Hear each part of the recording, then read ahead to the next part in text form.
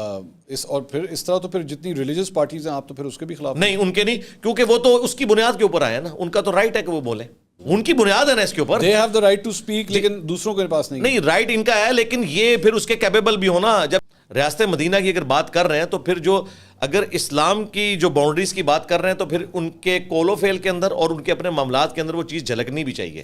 سو TLP JUFA Jamaat Islami ان تمام جماعتوں کے پاس یہ رائٹ ہے کہ وہ ریلیجس لائنز کے اوپر پالیٹکس کر سکتے ہیں. اس کی وجہ یہ کہ وہ مذہب کی لیگیسی کو لے کے چل رہے ہیں آلریڈی. اس کی بنیاد پہ ہم تو ان سے اتنے ہی خوش ہیں کہ وہ قومی دھارے میں آئے ہوئے ہیں. انہوں نے اپنی کو نان اسٹیٹ ایکٹر جماعت نہیں بنائی ہوئی. ٹھیک ہے، میں تو اس کے اوپر خوش ہوں کہ وہ طالبان کی طرح جو ہے وہ اسلحہ اٹھا کے میرے دارالحکومت پہ نہیں چڑھ دوڑے. تو اس اعتبار سے انہیں بیزی رکھیں، یہ بالکل ٹھیک ہے.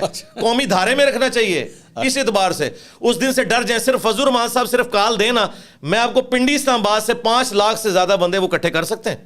نہیں وہ آپ تو اللہ کا شکر ادا کریں. فضل الرحمان تو بڑی نعمت ہے ان کے لیے کہ وہ نان اسٹیٹ ایکٹر نہیں ہے. مولانا فضل الرحمان صاحب اس قوم کے لیے نعمت ہے آپ کے کہ وہ نان اسٹیٹ ایکٹر نہیں ہے. یہی ان کی بہت بڑی بات. جی ہم اس پہ ہی خوش ہیں بھائی، یہ تو بڑے پاورفل لوگ ہیں. اور TLP بھی بذات خود اس طرح خوش ہیں کہ جی وہ بھی جب تک یہ دیکھیں، اب یہ خصوصاً سعد رضوی جب سے آئے ہیں تو ان کی جماعت کے اندر اب پولیٹیکل والا جو ایک معاملہ ہے نا وہ سٹرانگ ہو گیا ہے. پہلے جو یہ روڈز بلاک کرتے تھے، اکانومی کو نقصان ہوتا تھا، وہ سارے معاملات اب کافی حد تک ڈائلیوٹ ہو گئے. اور واٹ اباؤٹ TLP بھی اگر غلط کام کرتی ہے بالکل نہیں کیا انہوں نے.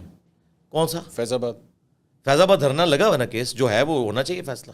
وہ تو رپورٹ آ چکی ہوئی آپ نے. نہیں اس میں سے نکالے نا، مطلب اس کو کریں نا. اب یہ کیس لگایا ہے، اس میں سے کچھ نکالے. وہ تو جو فیض آباد دھرنے والا جو معاملہ ہوا ہے اس میں سب سے پہلے تو ان لوگوں کو ہونی چاہیے جنہوں نے ان کو فیسیلیٹیٹ کر کے ہم پہ مسلط کیا.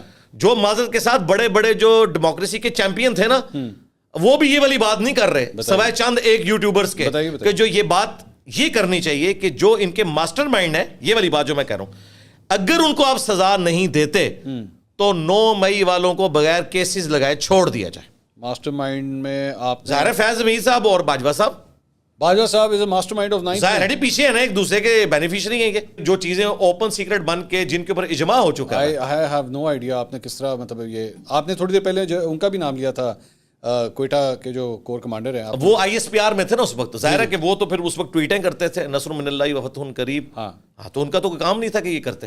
تو پارٹی تو نہیں بننا چاہیے. ان کا حلف نہیں تھا کہ میں سیاست میں حصہ نہیں لوں